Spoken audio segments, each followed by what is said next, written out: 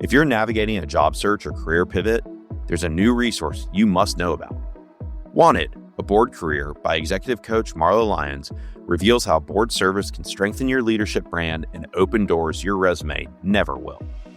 It's a practical, step-by-step guide for professionals ready to think differently about what's next. The book is available now. Check the show notes to learn more.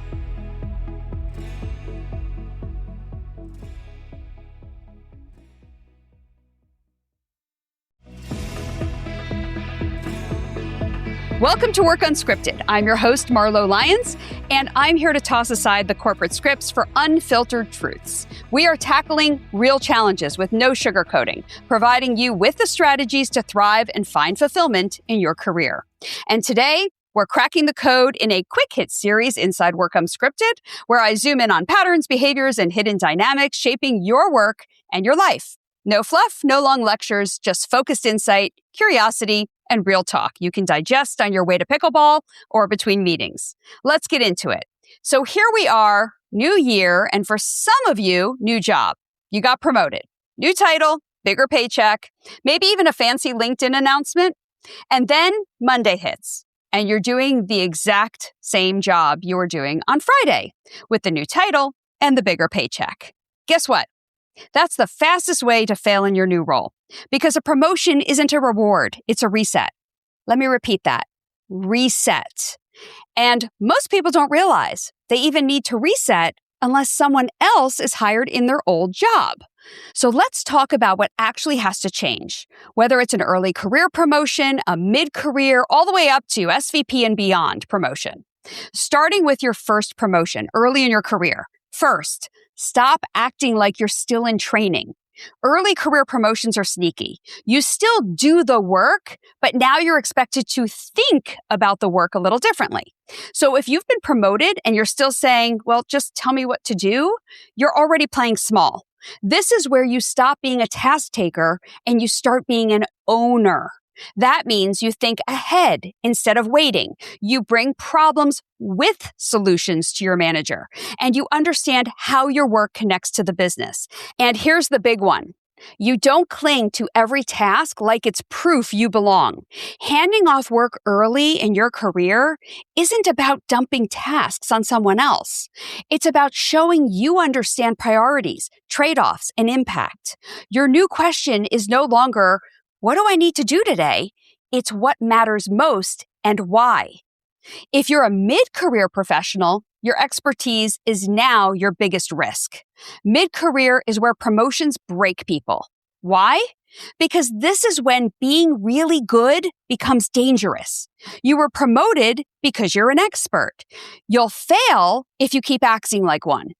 At this level, if you're still fixing everyone's work, jumping into the wheels and being the hero, you're not leading. You're blocking future growth. Let me repeat that. You're blocking future growth. Your job now is not to be indispensable. It is to be replaceable. Now, hold on. Give me a few seconds to explain that. It means coaching instead of correcting, letting people struggle a little, allowing different approaches, not just your approach. If you're thinking, well, no one can do it as well as I can because you've done the job before, congratulations, you've just described the problem. Leadership here is about scale, and scale requires letting go of control. Now, senior leadership, if you're still busy, you're doing it wrong. Let's talk about SVPs, executives, and enterprise leaders. At this level, being busy is not a badge of honor. It's a warning sign. If you're still deep in the tactical decisions, endless meetings, reviewing work 3 layers down, you didn't just get promoted, you got overloaded. Your job now is to architect the system, not run inside it. So now you need to start thinking in years, not quarters, and you're shaping the culture by what you tolerate and handing off authority, not just tasks. The hardest shift here is letting others make decisions you wouldn't make and standing behind them. Yeah, I know, that's hard. Because your legacy is not what you deliver anymore. It's what continues to work when you're not in the room. Let me tell you what I see in senior leaders. Most people want the title, but very few want the transformation. And even fewer know how to actually transform because their last job was comfortable. Their last job is what got them to where they are. And walking away from that identity feels like they're losing relevance. But every promotion demands a new version of you, new thinking, new boundaries, new ego management. If you keep doing the same job with a better title, your promotion has an expiration date, and you could be the next one on the chopping block. So the real question isn't, was I ready for this? It's, am I willing to let go of who I was good at being? That's how you survive a promotion. That's how you grow into leadership. And that's how you stop confusing movement with progress.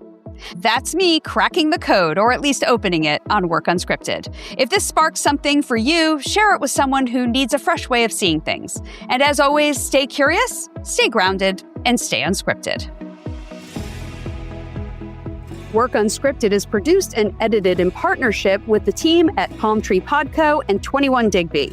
The content for this week's episode was created by me, Marlo Lyons.